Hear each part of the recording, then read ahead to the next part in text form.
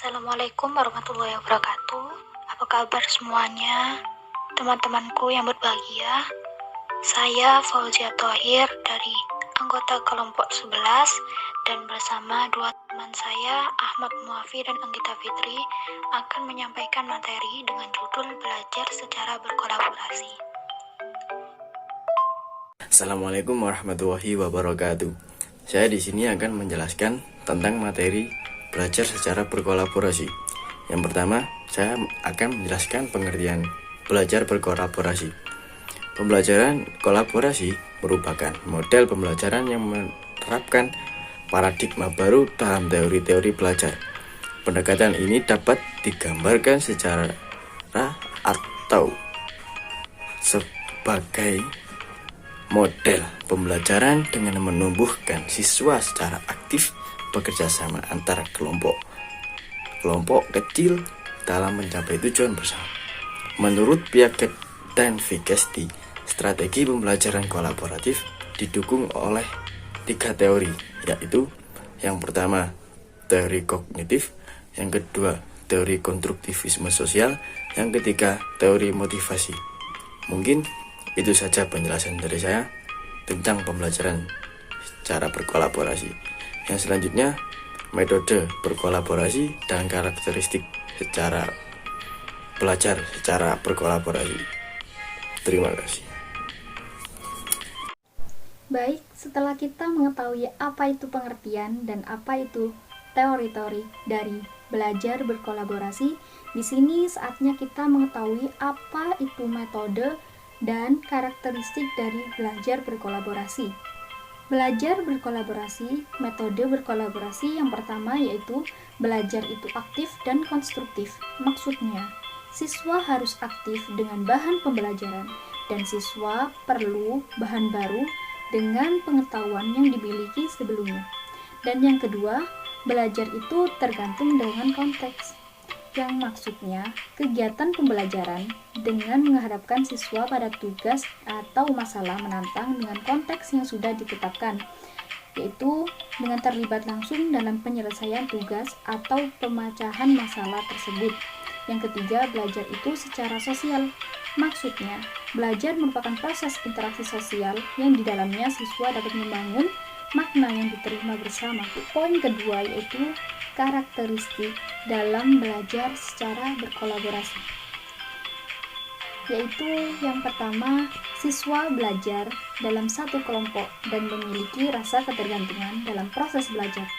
Penyelesaian tugas kelompok yang mengharuskan semua anggota melakukan kerjasama. Dan yang kedua, interaksi secara tatap muka antara anggota kelompok. Dan yang ketiga, masing-masing siswa memiliki tanggung jawab terhadap tugas yang telah disepakati. Dan yang keempat, siswa harus belajar dan memiliki keterampilan berkomunikasi.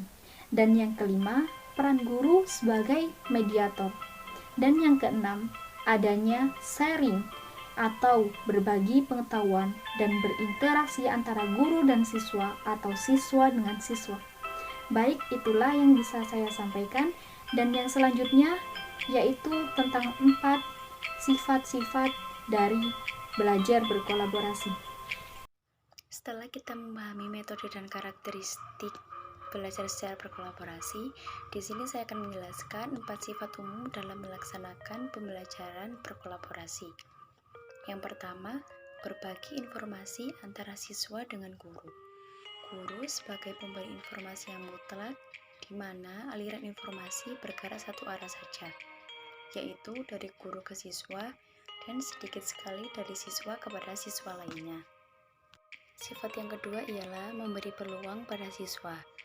Guru bertanggung jawab menetapkan arah, memberi dan mengatur kerja, melihat perjalanan tugas, serta menilai apa yang diajarkan.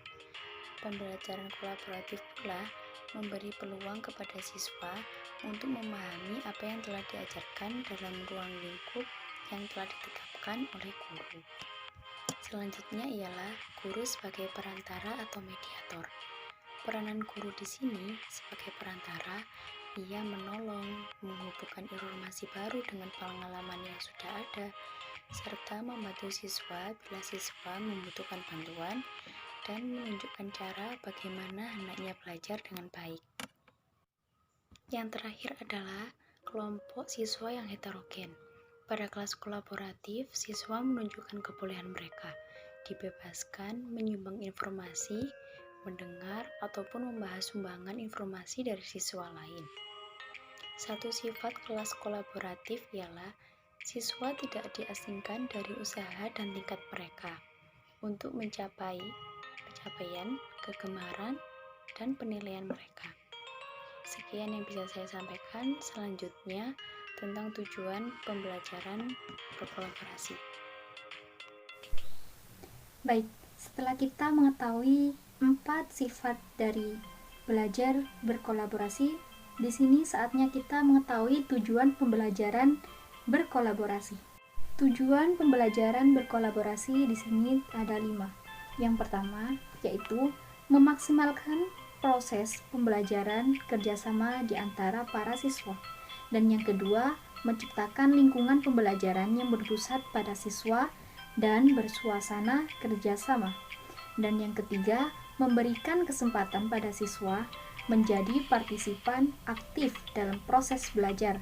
Dan yang keempat, menghargai konteks sosial bagi proses belajar.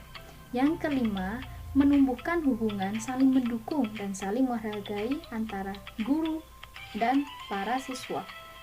Kini saatnya kita mengetahui apa sih kelebihan dari belajar berkolaborasi, yaitu kelebihannya yang pertama, siswa belajar bermusyawarah, dan yang kedua, siswa belajar menghargai pendapat orang lain, dan yang ketiga, dapat mengembangkan cara berpikir secara kritis, dan yang keempat, dapat memupuk rasa kerjasama, dan yang kelima, adanya persaingan yang sehat.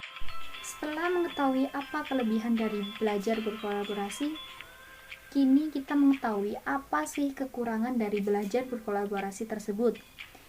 Yang pertama, yaitu membutuhkan waktu yang cukup banyak, dan yang kedua, adanya sifat pribadi yang menonjolkan diri, dan yang ketiga, pendapat peserta dan pertanyaan dapat menyimpang dari pokok permasalahan. Alhamdulillahirrahmanirrahim. Terima kasih kepada teman-temanku yang sudah menonton video kami. Sekian dari kelompok kami, kurang lebihnya mohon maaf. Wassalamualaikum warahmatullahi wabarakatuh.